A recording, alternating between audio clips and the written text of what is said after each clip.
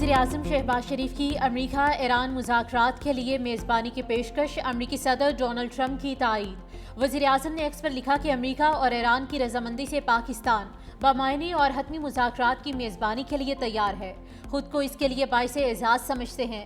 پاکستان جنگ بندی کے لیے مذاکرات کی مکمل حمایت کرتا ہے، مشرق وسطیٰ جنگ کے خاتمے کی کوششوں کا خیر مقدم کرتے ہیں، علاقے اور اس سے باہر امن و استحکام کے مفاد میں بات چیت کے عمل کو آگے بڑھانے کے حامی ہیں۔ وزیر اعظم نے پوسٹ میں امریکی صدر ڈونلڈ ٹرمپ، ایلچی اسٹیو وٹکوف اور ایرانی وزیر خارجہ عباس عراقچی کو بھی ٹیگ کیا۔ امریکی صدر ڈونلڈ ٹرمپ نے وزیر اعظم کی پوسٹ کو ٹروتھ سوشل ہینڈل پر شیئر کر دیا۔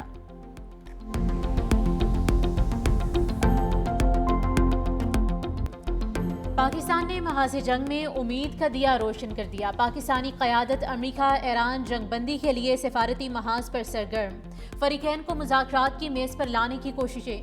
امریکی صدر ڈونلڈ ٹرمپ اور فیلڈ مارشل سید عاصم منیر کا رابطہ، ترجمان وائٹ ہاؤس کیرولین لیوٹ کی رابطے کی تصدیق۔ کہا صدر ٹرمپ کو خلیجی ممالک کے متعدد رہنماؤں کی ٹیلی فون کالز موصول ہوئیں۔ امریکی ایلچی اسٹیو وٹکوف اور جیرڈ کوشنر کے ممکنہ دورہ اسلام آباد پر سوال۔ ترجمان وائٹ ہاؤس نے کہا کہ یہ حساس سفارتی بات چیت ہے، امریکہ میڈیا کے ذریعے اس معاملے پر مذاکرات نہیں کرے گا۔ بدلتے حالات میں میٹنگز کے بارے میں قیاس آرائی کو حتمی نہیں سمجھنا چاہیے۔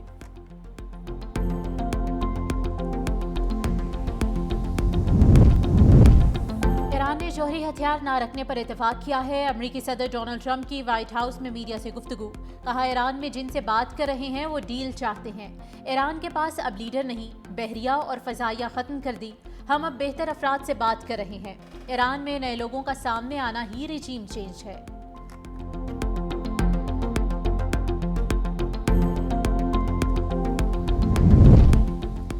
دنیا اسرائیل اور امریکہ کے جرائم کے خلاف غصے کا اظہار کر رہی ہے۔ ایرانی صدر مسعود پزشکیان کہتے ہیں کہ ہم دنیا کے کئی ممالک کے عوام میں بیداری دیکھ رہے ہیں۔ پاکستان، ترکی، عراق، مصر اور عرب ممالک کے لوگ رد عمل سامنے آیا۔ دنیا کے آزاد لوگوں کے دل صہیونیوں کے ساتھ نہیں۔ خطے میں استحکام صرف باہمی تعاون اور اقوام کی خواہشات کے احترام سے ممکن ہے۔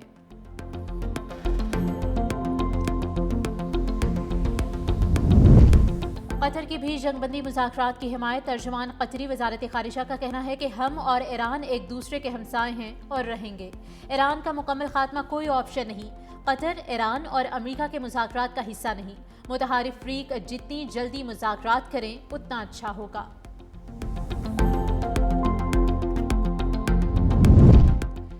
امریکہ کی دوگلی پالیسی، ایک طرف جنگ بندی کی باتیں، دوسری طرف مزید فوجی دستے بھیجنے کی تیاریاں۔ امریکی اخبار وال اسٹریٹ جرنل کا تہلکہ خیز انکشاف۔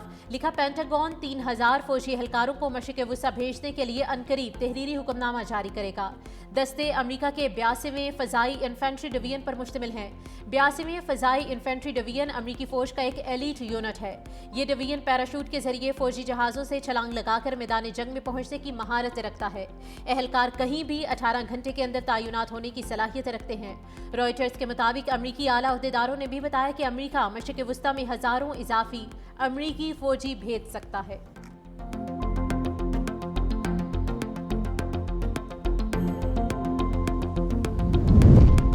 جرمن صدر فرینک والٹر نے امریکہ کی ایران جنگ کو تباہ کن غلطی قرار دے دیا۔ کہا ایران پر حملے بین الاقوامی قانون کی خلاف ورزی ہے۔ اس جنگ کے لیے امریکہ پر ممکنہ فوری حملے کے خطرے کا جواز قابل قبول نہیں، اس سے بآسانی بچا جا سکتا تھا۔ جنگ نے جرمنی اور امریکہ کے درمیان تعلقات میں بڑی دراڑ پیدا کی ہے۔ امریکہ اور یورپ کے تعلقات بھی اب پہلے جیسے نہیں رہیں گے۔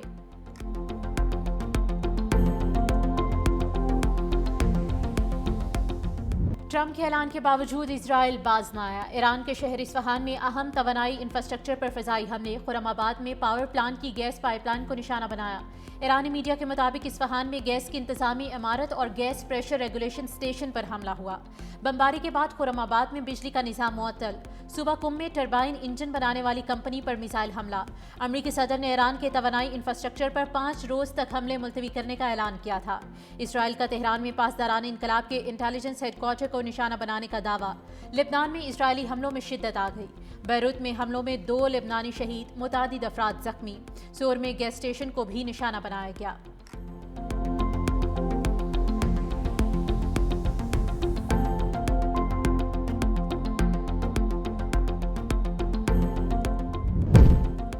ایران اسرائیل امریکہ جنگ کے باعث عالمی معاشی بحران، ایشیائی ترقیاتی بینک کا جنگ کی صورتحال پر بڑا اعلان۔ مشرق وسطی کشیدگی کے اثرات سے نمٹنے کے لیے مالی پیکج دینے کا فیصلہ، کہا ایشیا اور ایشیا پیسیفک ممالک کو فوری مالی مدد دی جائے گی، فوری بجٹ سپورٹ اور فائنانسنگ پروگرام شروع کر دیا گیا۔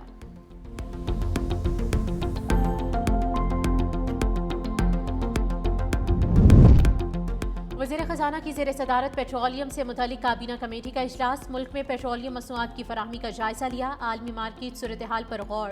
بریفنگ دی گئی کہ ملک میں تیل اور گیس کے ذخائر تسلی بخش سطح پر موجود ہیں، درآمدی انتظامات اور مقامی پیداوار سے سپلائی مستحکم ہے۔ مارچ اور اپریل کے لیے پیٹرول کارگو کی بڑی مقدار پہلے ہی محفوظ ہے۔ وزیر خزانہ کی متعلقہ اداروں کو صورتحال پر کڑی نظر رکھنے کی ہدایت، کہا پیٹرولیم مصنوعات کی بلا تعطل فراہمی حکومت کی اولین ترجیح ہے۔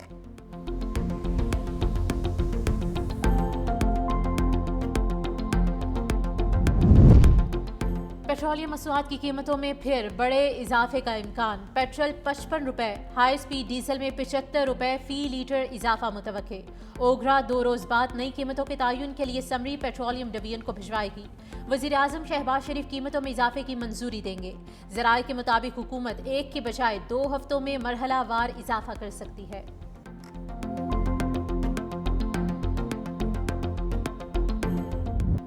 سندھ حکومت سمارٹ لاک ڈاؤن لگانے پر غور کر رہی ہے۔ ناصر حسین شاہ کہتے ہیں کہ موجودہ صورتحال کے پیش نظر روزانہ کی بنیاد پر اجلاس کیے جا رہے ہیں۔ سرکاری گاڑیوں کے پیٹرول کوٹے میں 60% کمی کی گئی ہے۔ جنگ طویل ہوئی تو پاکستان سمیت پوری دنیا متاثر ہوگی۔ عوام بلا ضرورت گھروں سے باہر نکلنے سے گریز کریں۔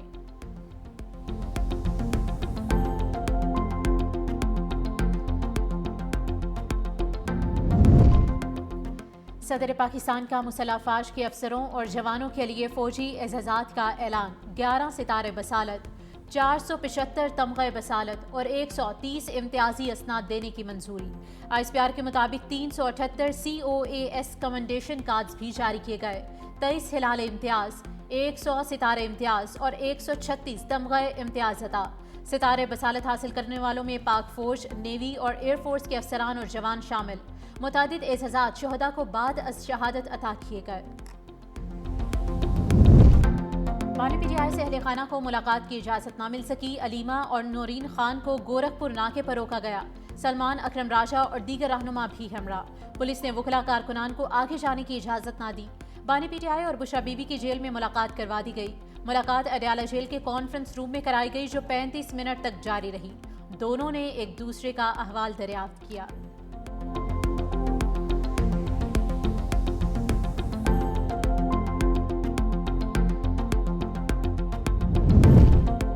بھارت کی ریاستی ظلم و جبر کی انتہا، خاتون حریت رہنما آسیہ اندرابی کو عمر قید کی سزا۔ دہلی کی عدالت نے خاتون علیحدگی پسند رہنما کی 2 ساتھیوں کو بھی سزا سنا دی، فہمیدہ صوفی اور ناہید نسرین کو 30 سال قید کی سزا۔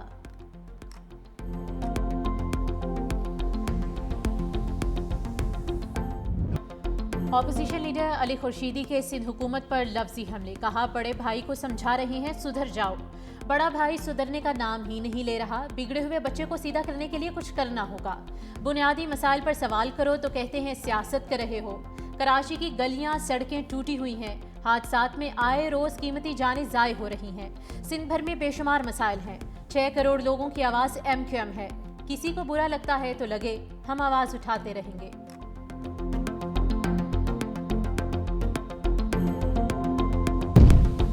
بلاول بھٹو زرداری اور خاتون اول آصفہ بھٹو زرداری کی سینیٹر شہری رحمان کی رہائش کا آمد، وزیر اعلیٰ سندھ سید مراد علی شاہ بھی ہمراہ۔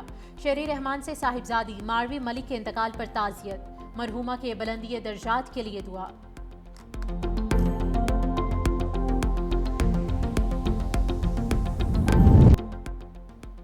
PSL کا میلہ صرف 1 روز کی دوری پر، ٹیمز کی تیاریاں زور و شور سے جاری ہیں، غیر ملکی کھلاڑیوں اور کوچنگ سٹاف کی آمد۔ آسٹریلیا کے اسٹیو اسمتھ نے لاہور میں ملتان سلطانز کو جوائن کر لیا۔ اسلام آباد یونائیٹڈ کے اسکواڈ کا حصہ نیوزی لینڈ کے مارک چیپمن اور ڈیون کانوائے بھی لاہور پہنچ گئے۔ جنوبی افریقی کوچ جسٹن کیمپ نے راولپنڈی کو جوائن کر لیا۔